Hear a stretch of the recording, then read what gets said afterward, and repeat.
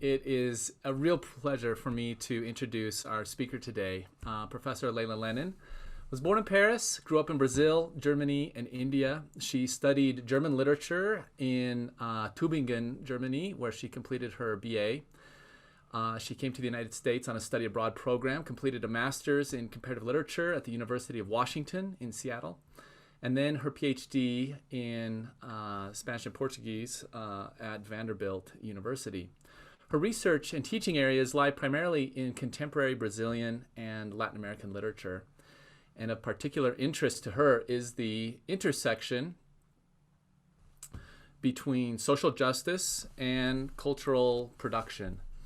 She has published numerous articles on topics such as the representation of human rights in contemporary Afro-Brazilian literature, memory, literature and Brazil's military dictatorship, and the interface between citizenship and literature. These themes are all represented in her monograph, which is entitled Citizenship and Crisis in Contemporary Brazilian Literature.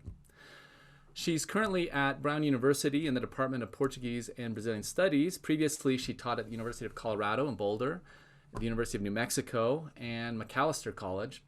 At Brown, she's currently the chair of the Department of Portuguese and Brazilian Studies and is the immediate past president of the American Portuguese Studies Association. I would like to add that I have known Leila for many years and have worked closely with her through the American Portuguese Studies Association.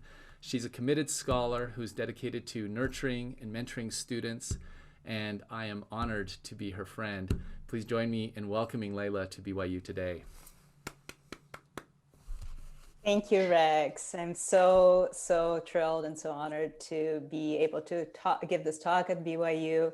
Let me also add that I'm very thrilled to be your friend and your colleague. The admiration is mutual. I also would like to thank Stan Banfield and Corey Leonard for inviting me and for making this talk possible, and for all the students who are helping with the technology, and also the public who's here taking time to listen to me.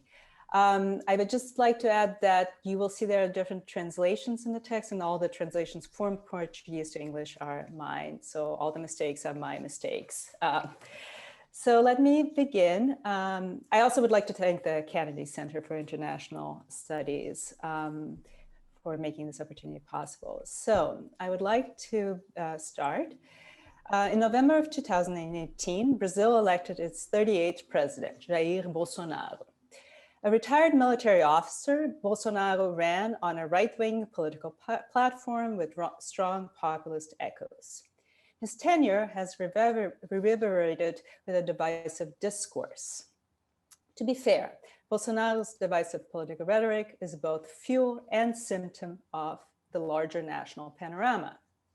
Brazil, a country known for its cordialidade, a word that means cordiality, but in the social political realm also stands for the idea of compromise, of conciliation, suddenly saw its society divided by bitter disagreements that spilled from the public sphere into the private realm, literally onto dinner tables.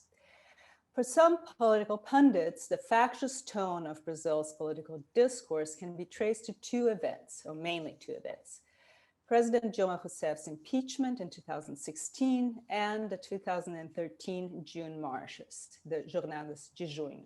First image, please.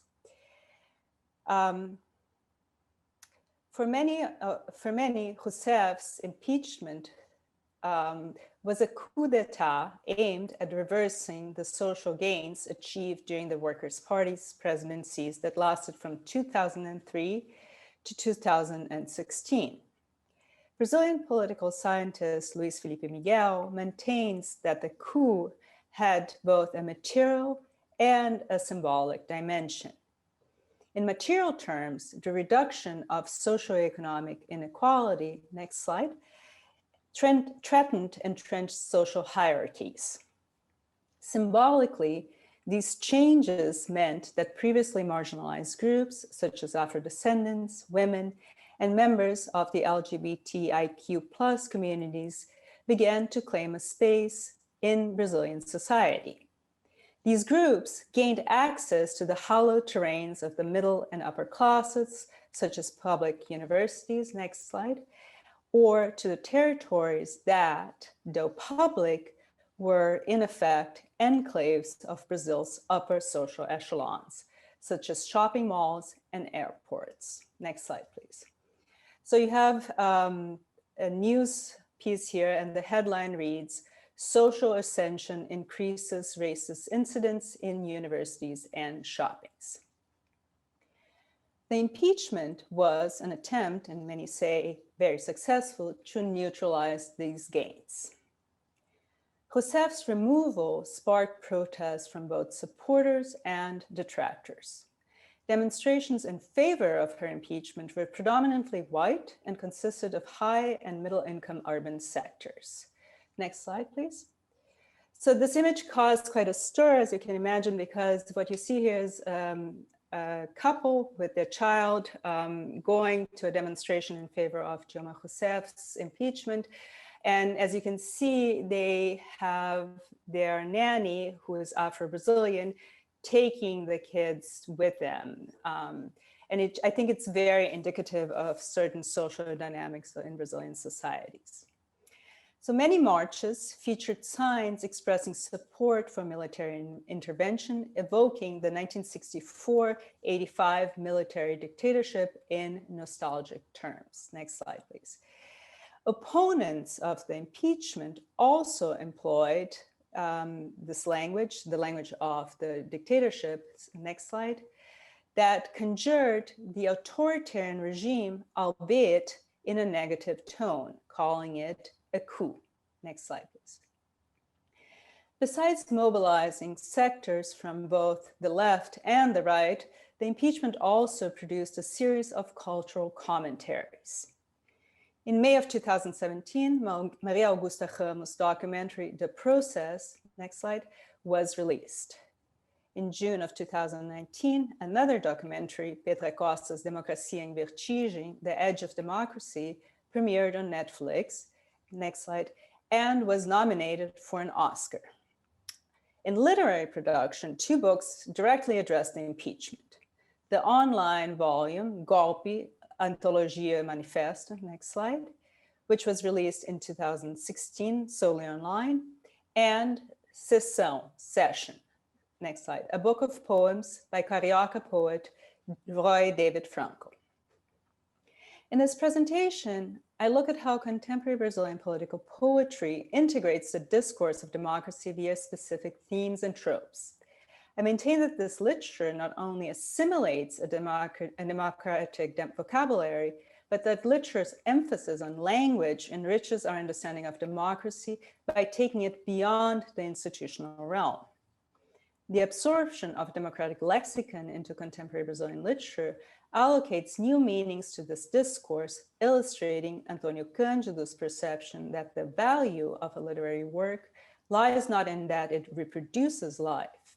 Instead, a literary text, to quote Cândido, and it's a quote, invents a new life according to a formal organization that it is as novel as possible, which the imagination imprints onto its object, end of quote. If one considers Cândido's words, literature, in a manner, adds new layers of meaning to the word democracy. Literature makes possible new imaginaries and new imaginations of democracy. And I think that it's important to think about the vocabulary of democracy, considering that a lot of politics really happens through language, through rhetoric. Thematically, these new imaginaries signify the adage, the right to have rights, which, according to sociologist Evelina Danilo, defined Brazilian democracy after the 1985 transition. In contemporary literature, the right to have rights manifests itself in different ways. While some literary texts lay claim to rights, others, at the same time, the same texts highlight the deficiencies of Brazil's democratic model. Democratic discourse in literary production also favors certain tropes. In particular, texts that reference democracy either directly or metaphorically tend to employ the trope of dissent in different iterations. Dissent points to some integral elements of democratic culture. the respect for and within limits, the inclusion of the central points of view, and citizens' involvement in the social, political, and not least the cultural life of the nation. According to Jacques Rancière, dissent is a struggle over what he calls the distribution of the sensible, that which is visible, sayable. Dissent can effectuate an expansion of the sensible, allowing for the invisible to be made visible. In other words, dissent can reveal the exclusions and violences that characterize any social formation. While literature as a representational practice can reinforce the hegemonic order, what Rancière calls the police, by using dissent either as a rhetorical device or as a subject matter, literature can also challenge the structure. Literature that broaches dissent either thematically or stylistically can partake in democracy by expanding the symbolic realm, thereby altering the conception of the demos, the public sphere, to include different voices. In this lecture, I examine how contemporary poetry emblematizes an aesthetic of contestation and of democratic engagement. I will focus on select poems from Roy David Franco's volume Sessão and from the e-anthology Vinagre, uma antologia de poetas neobarracos, Vinegar, an anthology of neo-Baroque poets. And this anthology engages the June 2013 protests. Both volumes are paradigmatic of two distinct yet interrelated moments of Brazil's social political life and manifests how democracy, as well as what some have seen as its weakening, has become a key word in the country's literary imagination. Vinagre was organized by poets Fabiano Callisto and Paulo Tostes and came out during the heat of the 2013 June marches. The volume purports to channel the oppositional spirit of the demonstrations and to establish, on a literary level, a participatory sphere in which Brazilians could express dissent and make demands via poetic expression. The anthology incorporates various topoi of democratic discourse. Among these, dissent features prominently. But beyond dissent, poems also address the idea of the right to have rights, of a non-hegemonic collectivity, and of participatory democracy, among others. In June of 2013, protests erupted across many Brazilian cities. Next slide, please.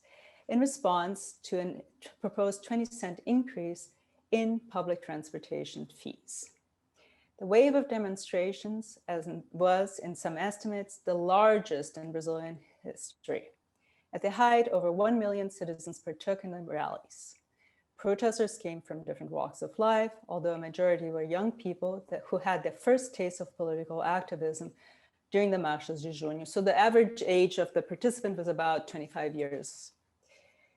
The tenor and magnitude of the 2013 demonstrations revealed both the extent to which democratic discourse has permeated Brazilian society and its limits. Initial demands for affordable transportation extrapolated to other reivindications, such as better public education and healthcare. Next slide. And here you have an image that from the demonstrations that is calling for better hospitals. Nonetheless, the protests were not limited to a material dimension, or to cite one of the refrains of the demonstrations, não são só pelos 20 centavos. It's not only about the 20 cents. Rather, the Marchas de Junho proposed democracy as a form of sociability, a condition of life. As the organizers of the anthology June, Potency of the Streets and the Networks observed, the demonstrations were also a struggle for life without turnstiles and for new imaginaries. But how do these new imaginaries translate into new literary imaginations and imageries? Vinagre, uma antologia de poetas neobarracos, came out in 2 editions, both in PDF format. The first edition appeared in June 17, 2013, during the height of the protests. Next slide, please. It was 93 pages long with 80 contributors from various regions of Brazil, and its cover featured an image by the British artist Banksy, flower thrower. And so the way the organizers put it together is they send out a call for contributions through social media, so Facebook, WhatsApp, etc. The second edition was released a few days later on June 25th, 2013. It is substantially expanded with 170 pages and 158 contributors. Next slide. Its cover image by Jair Souza is also different, suggesting perhaps a more belligerent tone, a tone that resonates in many poems. The ideogram for anarchy, which substitutes the letter A in the anthology's title, underscores the disruptive element encompassed in the volume and its correlation with social movements that disavow established political institutions, such as the Free Pass movement, the Movimento Passe Livre, who was one of the organizers of the initial demonstrations. The confluence between Vinagre and the 2013 protests is clear in the poem's themes and language. Though politics is a leitmotif in the volume, the term assumes multiple meanings in the anthology. There are overtly political texts, such as Ayrton Souza's Tentativa, next slide, attempt, which chronicles police brutality during the Marchas de Junho. And the highlighted words are the ones that, bring up the themes I'm discussing in my analysis. This violence in Ayrton Souza's poem is contrasted to a poetic drive that is both inspired by and curtailed by the state, by state violence, as is evident in the first two stanzas of the poem that you see in the slide. As stated, Vinagre is thematically varied. Several of the poems create a direct dialogue with the language of the 2013 process, echoing the slogans of the rallies. But the texts imprint new meanings onto these refrains. One of the poems, next slide please, Micheline Berunsch's text titled 20 Cents, is a direct allusion to the trigger of the protests. The amount allegorizes the denial of negative rights, those entitlements that are given, such as freedom of speech, unless they're restricted. The poem achieves this through anaphora, 20 centavos, 20 cents is, and the repetition of the same verse at the end of each of the four stanzas. 20 centavos é a algema na mão. This last stanza touches upon the denial of other negative rights, such as due process. So the reference to the handcuffs. Similarly, Lucas Bronsato's poem, O que cabe em 20 centavos, next slide please, What fits in 20 cents, reprises the association between 20 cents and negative rights. At the same time, the poem transforms the amount, the 20 cents, into a metaphor for insurgency. The lack of punctuation forms an enjambment between the first 9 verses of the second stanza, creating a crescendo of elements that connote opposition against an authoritarian modus operandi.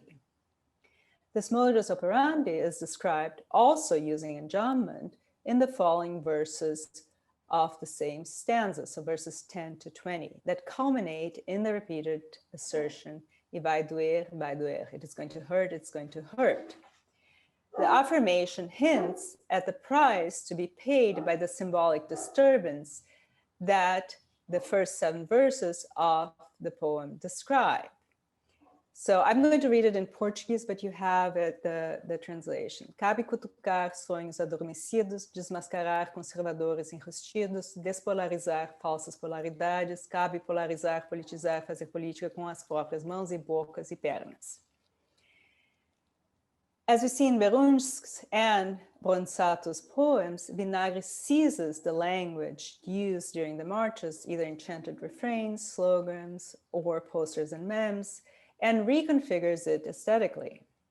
This relocation of the slogans from the streets, so to speak, into a literary framework, into stanzas, endows them with a new signification that includes and extends beyond the political. For example, in Bronçato's verses, em 20 centavos cabem cartazes, bandeiras, faixas, máscaras, megafones, flores, e poemas, the seamless, or given the lack of punctuation, one might say breathless, juxtaposition between traditional hard political metaphors, flags, banners, megaphones, and the gentler imagery of flowers and poems links the two elements. The opposition intervenes in how we perceive the political. Poems and flowers becomes as disruptive to the existing order as megaphones and masks, because they expand the realm of political subjectivation to include affective and aesthetic dimensions. The amplification of the political becomes clear in the last two verses of the poem's following stanza. Não é só a passagem, é dar passagem para sonhos e gritos entalados. Here, the anataclassis creates a bridge between the material, the bus fare, and the symbolic, crafting space for dreams and utterances.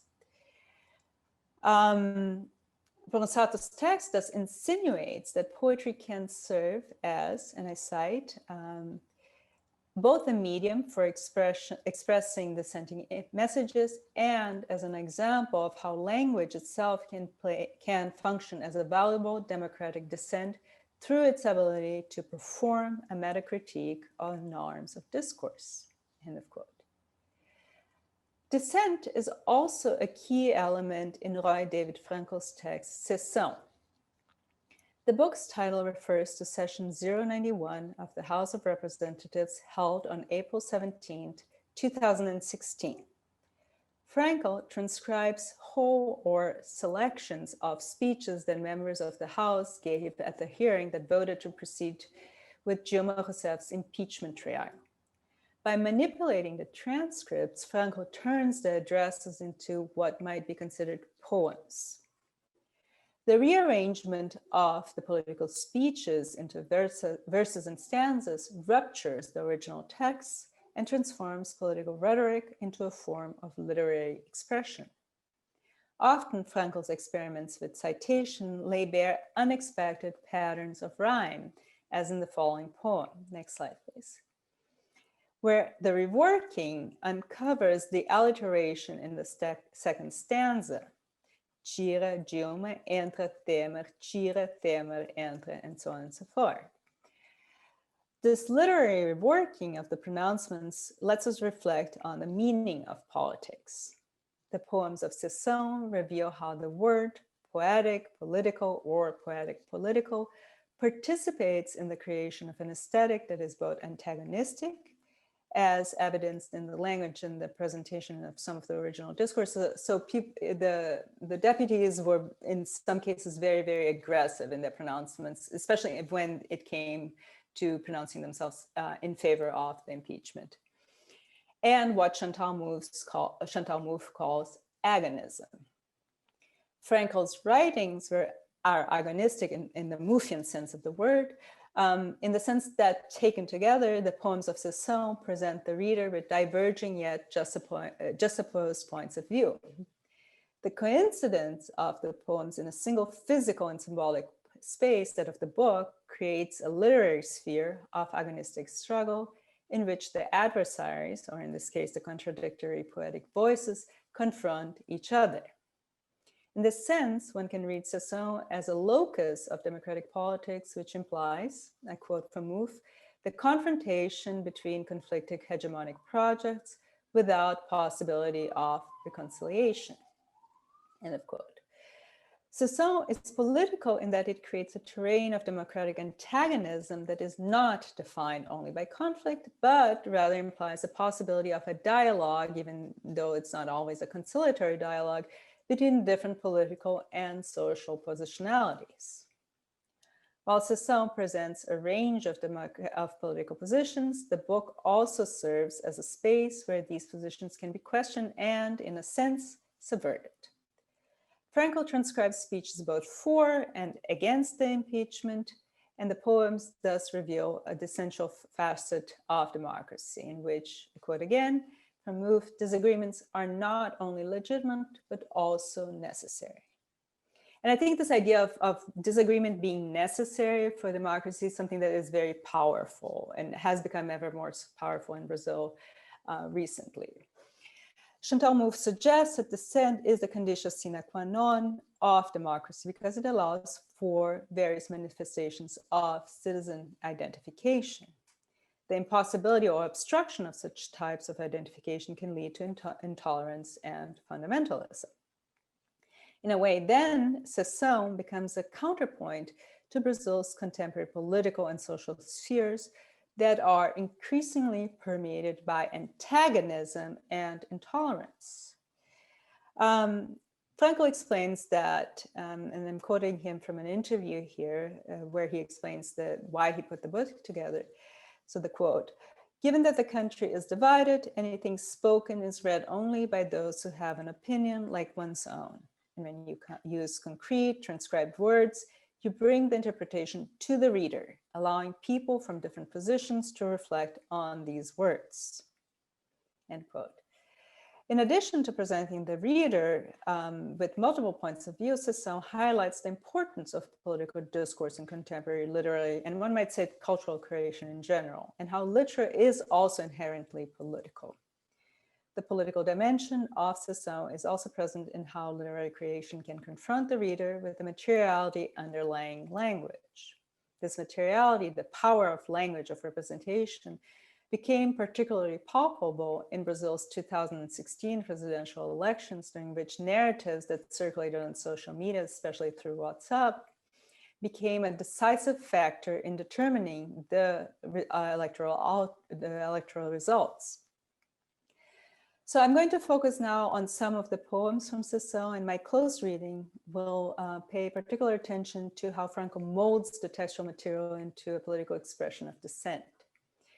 On the one hand, secession expresses the antagonism that more or less permeates Brazil, more and more permeates Brazil's national politics. And on the other, the book also suggests possibilities of imagining an agonistic aesthetic terrain where conflict is not erased, but rather happens as a manifestation of democratic culture. So in secession, Franco follows the sequence of the original speeches given during session 091. Although there are some omissions. These omissions establish a symmetry between the speeches for and against the impeachment. So you have more or less 50-50 for and 50 against, reinforcing the idea of democratic pluralism. None of the texts included in secession are assigned to a specific person. Thus, the poems exist in an indeterminate authorial space, a limbo of sorts. The reader does not know who originally spoke the words we are reading. I mean, there are some notable exceptions in the book. Franco does include the pronouncement made by Jair Bolsonaro at the time, and it's a very recognizable discourse because of its content. The elimination of the deputy's name symbolically undermines the power dynamics that was at stake during the voting process. In secession, the texts emanate from an anonymous entity, much like the people who watch the proceedings and the reader of the poems. The political sphere is democratized because, in theory at least, any Brazilian citizen could have made the statements that we're reading. Of course, this strategy, at least theoretically, also stimulates critical reflection on an individual's political positions, and also onto how far we're willing to go in our own political beliefs. In this manner, secession becomes a metaphorical participatory sphere. Frankel's creative transcription alters the notion of authorship and of authority, which becomes slippery, oscillating between the voice of the politician, the author's manipulation of this voice, and then the reader's own interpretation of the words. Authorial ambivalence touches on the production of subjectivity that is an integral part of political discourse. By confusing the authorial presence, Franco promotes a reflection on the social and political imagery underlying the original discourses. The lack of an authorial voice also removes the compositions from the original context, allowing to be read both as textual artifacts and as political expression or as both. In fact, the text of Sessão exists in a space between the poetic and the political. Political discourse becomes parody, satire, personal notes, etc. So next slide. So in one of the poems, the one that you're reading here, actually, sorry, can you go the next slide down? Yeah, there you go. I think this is the one, yeah. So in one of those poems is a shout out to one of the deputy's son, and he sends him kisses, etc. So Franco, for example, manipulates the structures of the text in order to implicitly ridicule the political violence that infused many of the speeches, especially the pro-impeachment ones, which were much more aggressive, as I said. Many of the poems show a strong emphasis on the emotional and verbal hyperbole that in the original context often degenerated into personal attacks. The poem's exaggeration implicitly transforms this text into a parody of political pathos. And can you go up one slide, please? Thank you. So as an example, I bring the poem that reproduces Major Olímpio's address. Echoing the deputy's voice, the lyrical eye resorts to personally shaming Rousseff. Dilma, você é uma vergonha, vergonha, vergonha. The reiteration of the word disgrace in 3 subsequent stanzas stresses the pathos that the word conveys. But Frankel's adaptation transforms disgrace into homeologia that erodes the force of this word. As a result, the reiteration of vergonha transfigures the poem into a parody of the political outrage that has become an integral part of Brazil's political discourse. Scholars have observed how the political extreme right has capitalized on the rhetoric of affect to position itself as anti-establishment, or in the specific case, against the PT, the Partido dos Trabalhadores Workers' Party. Brazilian communications scholar Ícaro Ferraz Vidal Jr. maintains that since 2013, Brazil's far right has worked on an, quote, effective regime that is distinguished by indignation, end quote. Sessão opens with an introductory note to the reader detailing the composition of the book. So next slide and then the following one. Yeah, you can leave it there. The use of words to refer to the excerpts included in the volume highlights fragmentation as one of the key features. The already fractured textual passages are broken down into the smallest signifying unit, the word. This rupture is clear in several of the poems. Many compositions have verses that are a single word. The lexical isolation serves not only to highlight certain expressions such as Brazil, Brazilian, etc., but also conveys the idea of political fragmentation. The juxtaposition of poems within the book's agonistic space emphasizes the semantic political fracture that certain terms represent. Not only are some words like Brazil endowed with different, often diverging meanings, but certain lexemes gain new interpretations. Thus, the nouns constitution, as in Magna Carta, and democracy, which in the 1988 Constitution are almost synonymous, are on opposite sides of the political spectrum in Franco poems. While constitution dominates the compositions that express support for the removal of the president, democracy appears overwhelmingly in poems against the impeachment.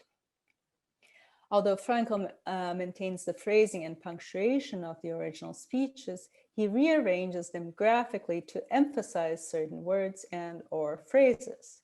Thus, most poems highlight keywords that were repeated in the deputy's addresses. In all poems, the words Brazil, Brazilian, nation, nationality, and country, as well as motherland and republic, appear on the right-hand side of the page and are often capitalized. The visual emphasis on these words turns them into connectors between the various poems and, at the same time, highlights the discrepant meanings in different texts. By providing both a common and a disputed signifying terrain, terms like Brazil and homeland, pátria, materialize at the linguistic, the poetic level, the notion of conflictual consensus that underlies liberal democracies, and that, according to Chantal Mouffe, is the practice in which the ethical political values that structure political and other forms of identification become recognizable. The organizing principle of many poems is conflict. Though the focus of Deputy Wellington Prado's speech is on general political malfeasance, Frankl's reworking of his address centralizes the idea of national disjuncture by breaking the word divided, dividido, into single syllabi that tumble down the page. The following verb suggests a downward spiral that culminates in hatred and intolerance. The idea of national division is emphasized by the placement of Brazil on the right side of the page, a single word that, similar to democracy in some poems, appears isolated on the page. This division is repeated in the last two verses of the poem that separate the possessive pronoun ours from the corresponding noun people. Without a pronoun, people loses its communitarian meaning and becomes an unspecified noun. In this context, the definite article O at the beginning of the text becomes an interjection that condenses the disenchantment that the poem expresses. The O is acoustically complemented by the noun people, povo, at the end of the poem. The two words transmit the idea of unity that, according to the poem, lies at the heart of the Brazilian nation and that has become eroded. The focalization of unity at the end of the poem is therefore ironic in that it signals its opposite, division, conflict, contention. By showing the disparate connotations and the signifying brittleness of words that often express the idea of community, of a shared identity or a shared political project, Sessão underscores the antagonistic atmosphere that defines Session 091 and that has become a hallmark of Brazil's political theater recently. Frankel's text does not propose to establish a coherent national imaginary.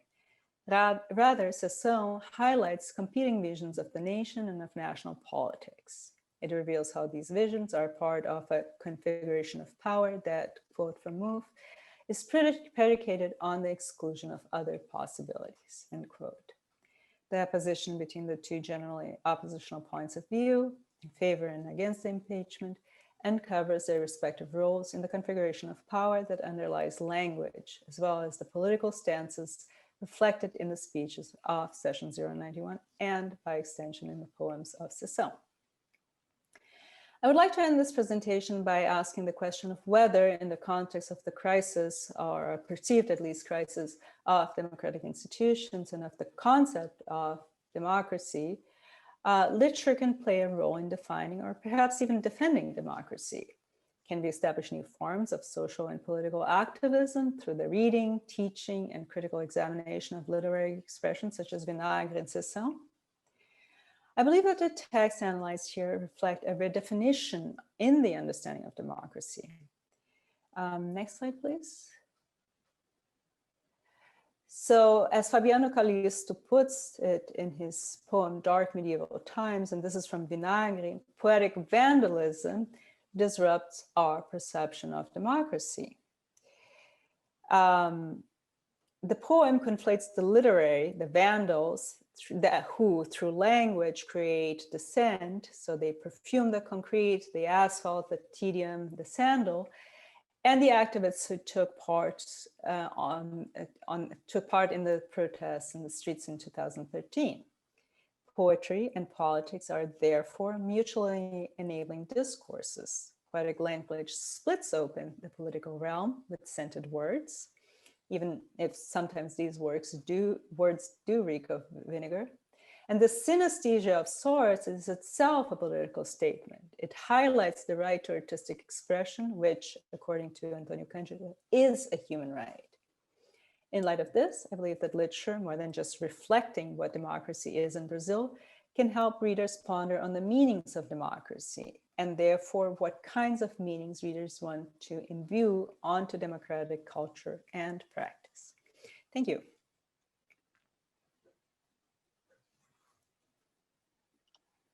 Thanks very much. A very engaging, interesting presentation. Very grateful for that.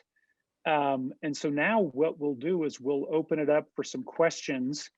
We have a question here, first of all, two questions from one of our students, Elizabeth Currit.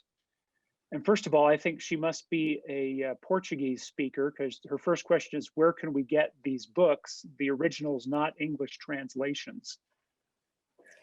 So the books, Sessão is a physical book, and I don't know if you can get it on Amazon. I had my father send it to me from Brazil, I have to admit that. So, and then the Vinagre and Golpe, you can probably still get online. If you cannot get it online, if you can find them online, Elizabeth, get in touch with me, and I'm happy to send you my PDF, the PDF versions that I have on file, if you're interested. So. Great, thank you. Go ahead. I can see her question in the chat. Okay, yeah.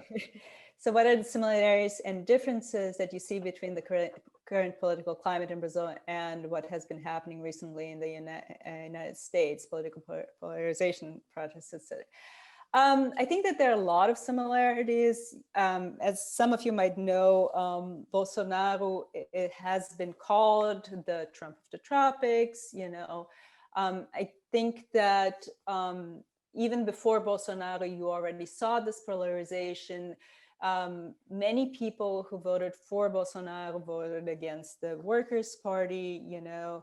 And I think that just the same type of imaginary that has kind of come to play here in the United States, this idea of a communist threat, you know, pro-business discourse, etc., is also very much present in in the Brazilian context.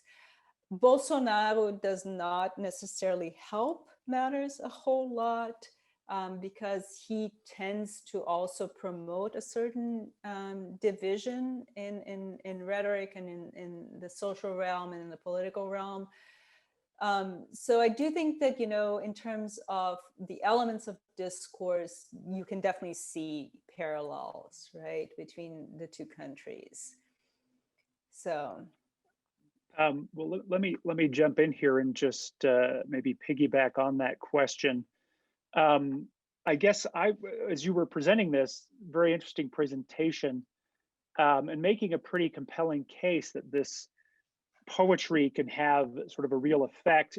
Does poetry have, would you say, a larger place in the popular culture of Brazil than it does in the United States? I mean, I think my impression, and I don't work on contemporary things, so maybe I'm misreading this, is that we don't, you know, I would like if someone came out with this kind of thing in the United States and proposing it, a lot of people would just say, well, who cares? Who reads this?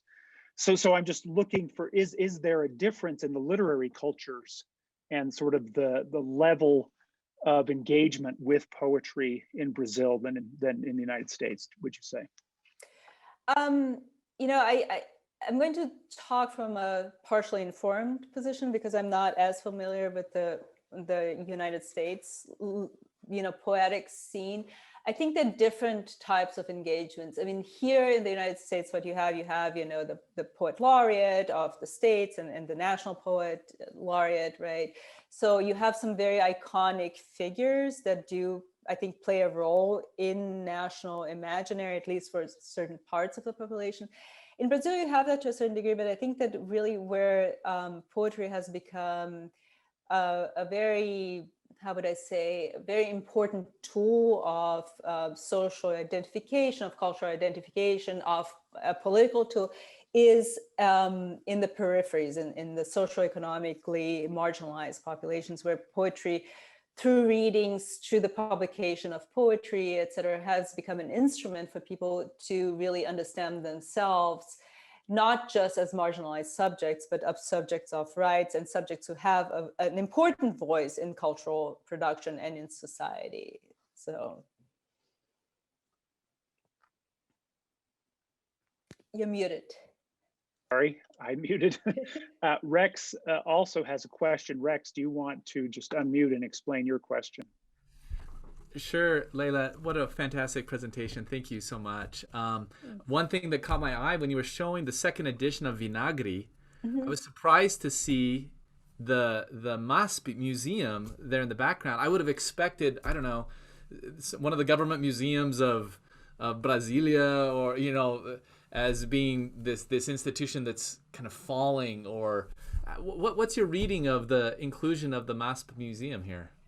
I think it actually, because the protests, they happened all over the place, and some of the slides show the protests in Brasilia, but really kind of the epicenter of the protests was São Paulo and was the Avenida Paulista, right? And the building of the MASP, of the Contemporary Art Museum on the Avenida Paulista, is kind of this iconic, building. I mean, all the other buildings besides the one on the Parque Trianon is kind of, nondescript, whatnot. So I think that really identifies São Paulo and the Avenida Paulista as kind of the center of the manifestations. I mean, you can also read it in less, literal way of saying, okay, this is an institution of high culture and of the bourgeoisie, and also the attack on those symbols, right? I mean, the Vandals, they sacked Rome, right? So you have also this correlation, the sack of these hallowed institutions of Brazilian culture, so. Great, thank you. Great, thank you very much. That's very interesting. Eric Larson, one of our Spanish and Portuguese faculty members, also has a question. Eric, do you want to unmute and ask your question? Yeah, Leila, I loved the presentation, super interesting. And as I was listening to it, I was thinking a lot about the idea of the multitude that we think about so often when we're thinking about Latin American culture and politics, and the multitude specifically as this, community that can't really be nailed down. It's not the pueblo, it's not o povo, it's capricious and it changes. And I was wondering if you could talk a little bit more about maybe the coincidence of poetry with the multitude. Okay, let's see so how the two terms come together? Yeah. I mean, to me, it seems like poetry is either wanting to embody the multitude or represent, I guess, its decentering impulse, let's say. Yeah, I think you made an excellent observation, one I hadn't actually thought about. So thank you very much for the aportación, because I think it also, I mean, especially with Vinagre, right? Even the way this anthology was put together, it's this call for poems really that then come together through social media. It's some of the people are well-known poets, other people, probably that's the only thing they publish. So there's definitely a decentralization going on there, right? It's to use a very literary term, a rhizomic kind of, approach to poetry. And I think that's also reflected very much in the themes and I don't like to make these value judgments, but also in the quality of the poems. There are some poems that are very, very well crafted, and then some of them are less well done. So definitely I think that there is a coincidence, and I'll actually have to go back and revisit this and think about the idea of the multitude in the poem. So thank you again for as you're talking about it, and I'm sorry, I'm just going to respond a bit to what you're saying. I mean, thinking about the poetry, it seems like so much of it is sort of wanting to sort of create the ground level experience of being at these manifestations and you know what I mean? And so that's why I guess I was thinking about the multitude and sort of, the fragmentary experience of being there, and sort of that fluid movement of the multitude. So that's why I was thinking about it, but yeah, thanks. No, you're absolutely right. And, you see it also, there are some photos in the anthology, and one of them is exactly this river of people moving through, so yeah, thanks, that's great. So. Well, thank you. All right. If we have, don't seem to have any other questions, this would be your last chance. All right. Well, let's just thank again Dr. Lehnen here. I know if you were here, there would be very loud applause. So we'll have to make do with these little reaction kind of things from Zoom. But very grateful for your presentation. And you can see in the chat a lot of students also expressing their thanks. So thank you again. Well, thank you very much. And thank all the students who also, and everybody who's thanking me on the chat as well. And all of you for being here. It was wonderful.